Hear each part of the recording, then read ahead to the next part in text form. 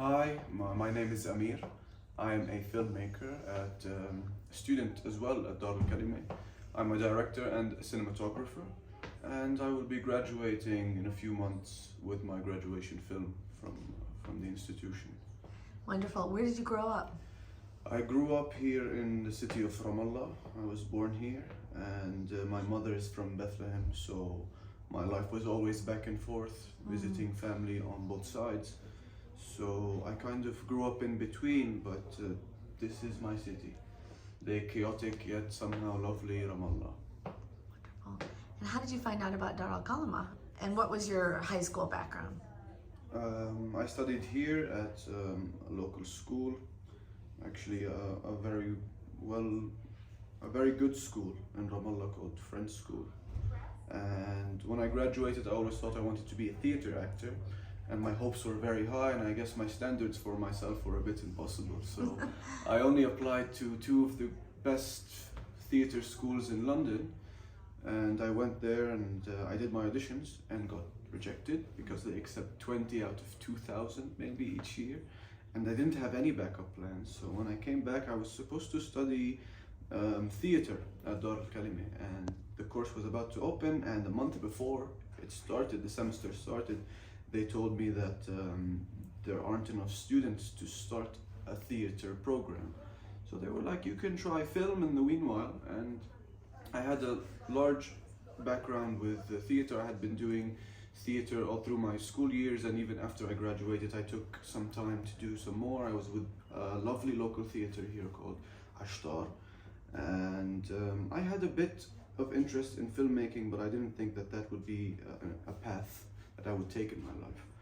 And once I started, by coincidence, studying film at al-Kalima, I started growing a passion, and this mistake that happened somehow became a blessing. And I really enjoyed doing it, and I didn't want to switch back to theater.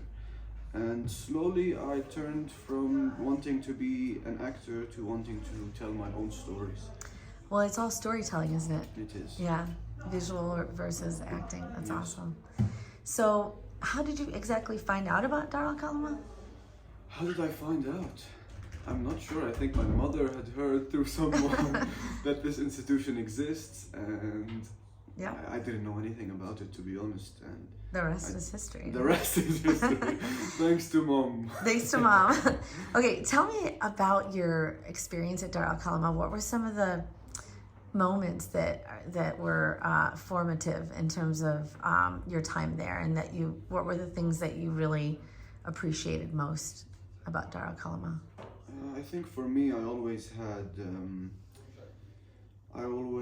was kind of distant from, I was repulsed by most universities here and the type of education they give, as well as the type of very aggressive political environment that's found there.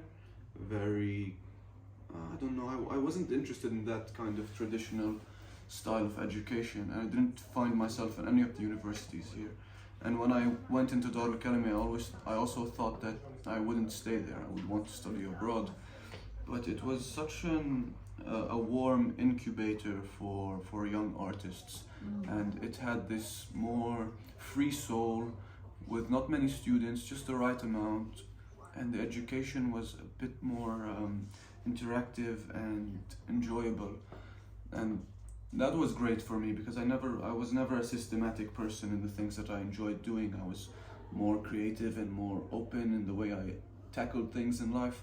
And al-Kalima was definitely that. It was definitely a more chill, a more relaxed learning environment, yet it was very, very interesting and very powerful. Like, there were lots of lovely people.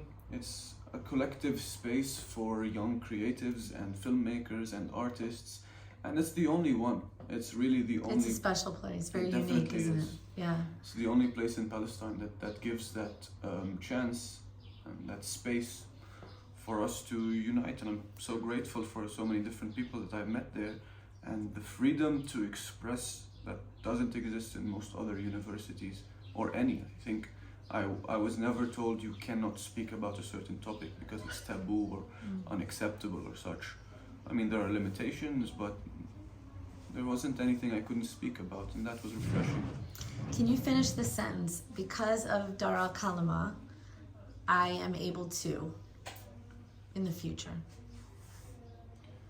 Because of Dar al-Kalima, I am able to throw myself into any project I dream about, I think of, and know that I have so many like-minded youth that are ready to throw themselves at this project with me. And this has been tried and tested because the students that come out of there come with such unity and bond, especially the filmmakers, and we work with such passion and selflessness in a sense. Collaboration. Yes, Yeah. for sure. Tell me about some of your projects, some of your film projects. I know you've got your senior project coming up in the next few months because you're graduating. Congratulations. Thank you. Tell me about a few film projects that you've done. Currently, I'm actually distributing my first official short film, co-directed with a friend of mine, Karim Sawalmi, was also the cinematographer on it.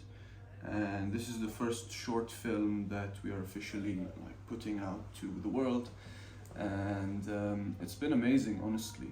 This was not a project with Dar al-Kalima, but definitely we worked with all Dar al-Kalima students, and we worked with the spirit that we had grown together.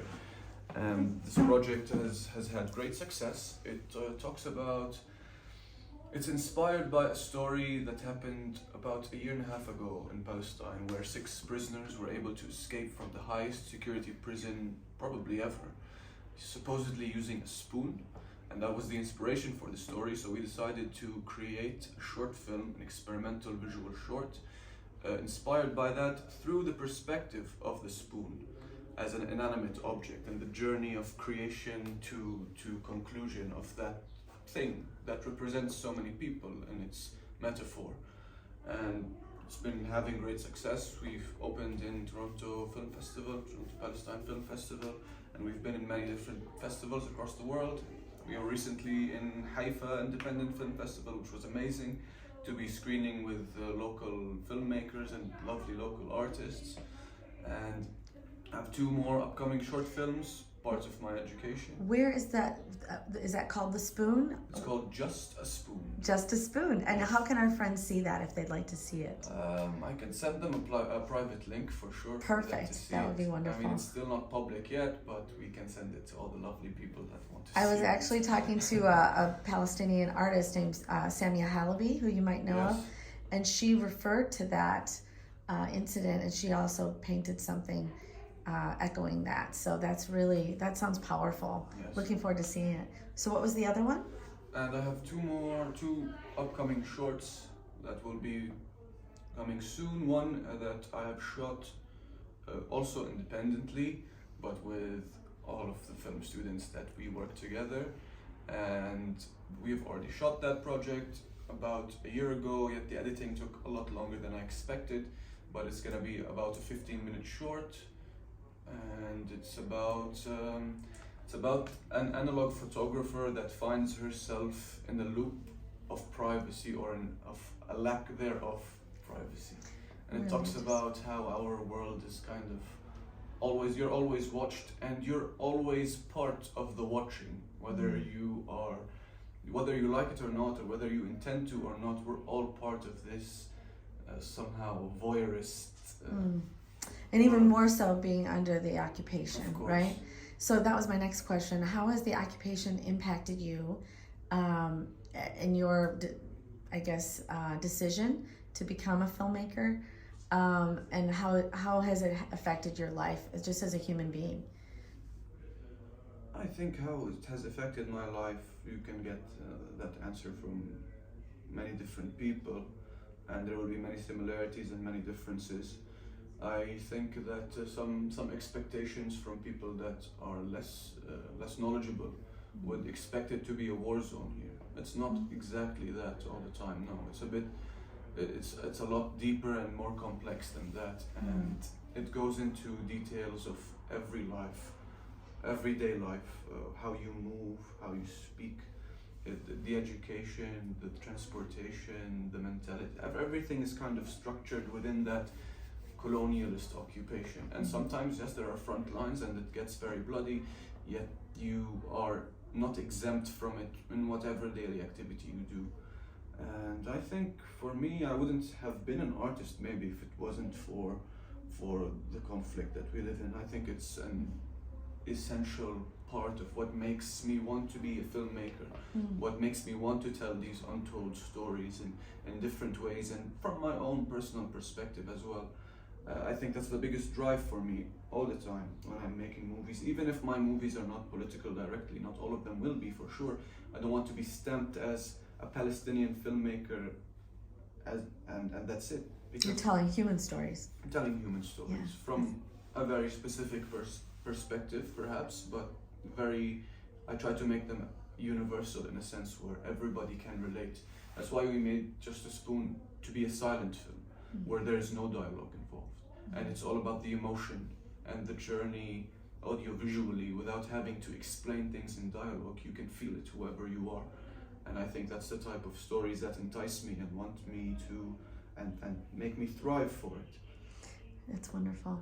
I want to ask you regarding your plans for the future. So you're graduating in a few months, right?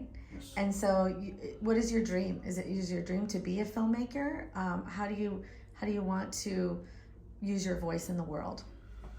I think I'll continue doing what I have been doing, because I'm the kind of person that didn't wait to graduate, and I don't think any artist should be waiting to graduate. Our university was this space of collectiveness and of acceptance and of creativity. Yet I was always working on myself and on my projects on the side, and the only difference is that I will no longer be, well, having to be at that institution, but will definitely be a place that I will be connected to, and I will be visiting, and I'll be working with.